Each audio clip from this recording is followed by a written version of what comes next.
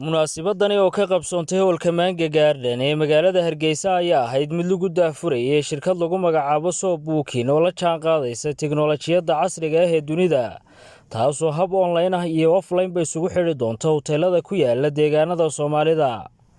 munaasabadani oo ay ka qayb galeen gudoomiyaha xisbiga UCID, gudoomiyaha dalada dhalinyarada ee Soonyo, afhayeenada xisbiga Kulmiye iyo wadani iyo mas'uuliyiin ka socday xukuumadda Somaliland ayaa ugu horeyn waxa halkaasi ka hadlay gudoomiye ku-xigeenka shirkadda Soo Booking Khalid Khadar Maxamed, madaxa suuqgeynta Soo Booking Siciid Cabdilaahi iyo Caafi Cabdiraxmaan oo ah madaxa farsamada ee shirkadda, waxaana sharaxeen qaabka ay u shaqeyso. barnaamijkan waxaa hal abuuray 4 dhalinyaro ah oo aan ka mid ahay.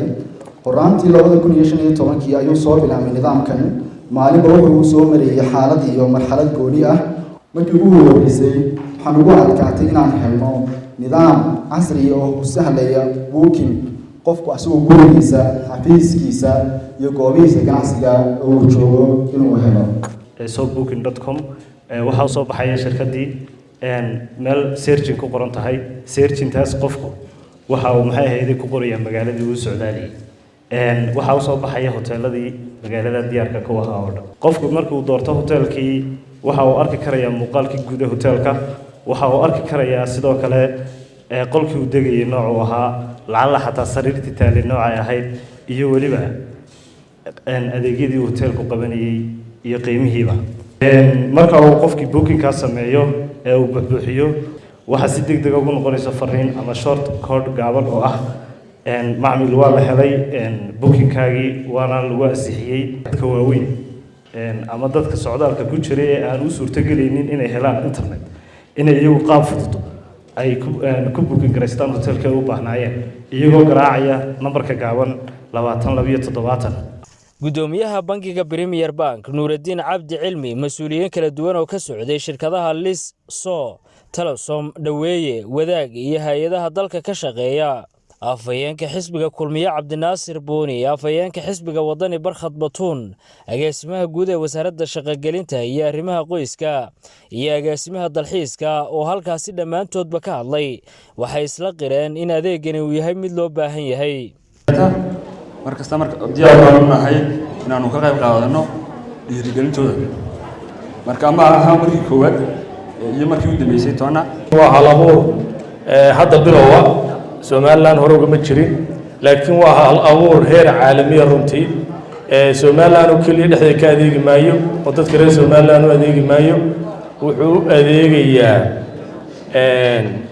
dalka dibadiisa gudihiisaba oo qof isagoo dibadda joogana waa soo boogaraysan karaya.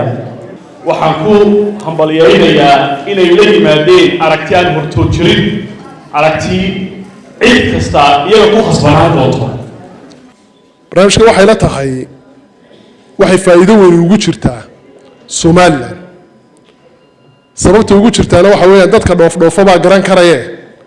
iminka haddaad dal aad ka leedahay ama shir u tag sidii nimadu xaggan ay ka sheegayeen ama shaqo u tag ama si kale u tago marka booking-ka samaysanayso waxa si indirect ugu jira dalkaad ku socotay inaad barato wuxuu yahay. marka Soo Book waxa ay qayb ka tahay inay Somaliland dunida ka iibiso. xisbiga waxaan dhiirigelinaynaa ana balla qaadaynaa in shirkadda Soo Booking aan intay tis qaadayso ay hana qaadayso in waddankeenu uu xor yahay ganacsigu aan shirkad kale oo deegaan laga daba keenin marka la raado dhaqaaqday. badan ajaanibka ku xidhan ama ganacsi ha noqoto wasaaradda ganacsiga ama qaybta dalxiiska ha noqoto, taasna oo nagu garab joogsanayaa. qof waliba isaga u baahan inuu si fudud hotel u galo, isaga u baahan inuu si fudud booking ku helo. macmiil baa leeyahay wadayahay. anigu safarkii ugu horeeyay in Hargeysa kaga baxay ee Berbero baxay waxaan isticmaalay Soo Booking baan isticmaalay. gabagabadii waxaa halkaasi ka hadlay gudoomiyaha xisbiga UCID Injineer Faysal Cali Waraabe iyo gudoomiyaha dalada dhalinyarada ee Soonyo Cabdicasiis.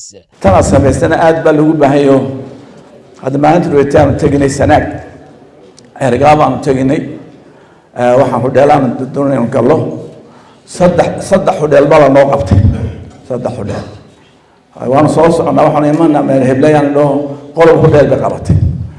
taasi maanta ma dhacday haddii ay jirto magaran saay e-booking aynu garanayno in dhowaan la hirgelin doono oo madaxweynuhu hirgelin doono sanduuqii horumarinta dhalinyarada Somaliland oo runtii aan rajeynayo in soo booking ay ka noqon doonto